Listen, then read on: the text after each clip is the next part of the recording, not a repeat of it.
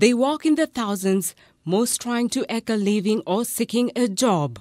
You will see almost everyone carrying a brown envelope, and one is certain that they are clutching onto very important documents: an ID, a PIN number, ATM card, and as for the ladies, a small handbag with their phones tucked inside it. But what would you do if you lost this very important carrier? Losing IDs is a common occurrence in Kenya, and that provides opportunity for criminals to harvest data from unsuspecting citizens to use for emerging crimes. You've never had a loan, you've never taken a loan, you've never started using, say, HELB, but when you try to access your loan, you find yourself that you're on the CRB list. But that's just the tip of the iceberg. There's more. In this story, I'm going to investigate stolen identity. How does that happen in these millennial times? Well, here's the thing. Meet Leon Lidigu, who's been away for 2 years and discovered that someone else is him. Hi, Leon. Hi. What was your reaction like?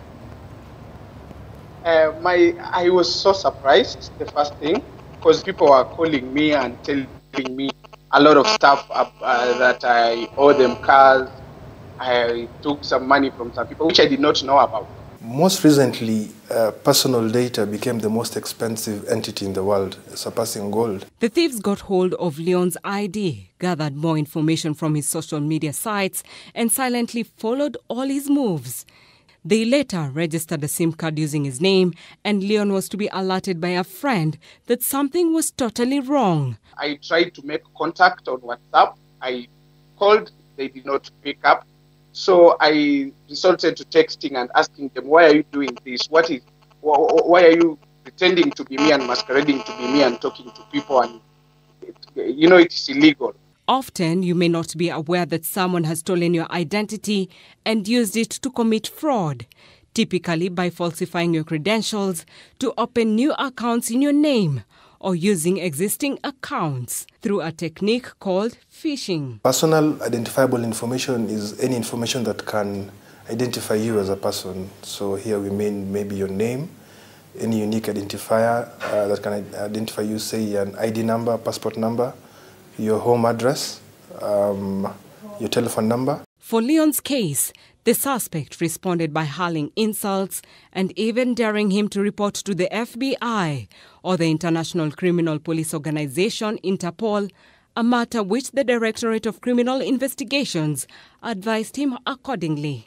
Especially as a young journalism student, this affects my image, A survey by telecommunications firm Myriad Connect shows 7 out of 10 Kenyans have fallen victim to fraud. Identity fraud or theft is a crime where one person uses another person's personal data without authorization to deceive or defraud someone else to their advantage. For example, when you go into a building, the purpose is just to identify you for security purposes. But after you've already finished your day's business, what happens to that data? Usually some people, unscrupulous security agents or officers, they sell those books. Some of them photocopy those books to sell that data because it costs money. Security experts, however, advise that identity theft could be prevented if such steps are followed. In case your ID or passport is lost, get an abstract or OB number if it was criminal in nature. Ensure to click twice the clear button in an ATM machine before withdrawing cash. Be careful about revealing your PIN or passwords. Get all copies of sensitive documents at the photocopy machine. Contact your mobile service provider within a period of 24 hours. Banks, regulator, or relevant government authorities in case you get swindled of your money. Brenda Cheruiyot, K24 Evening Edition.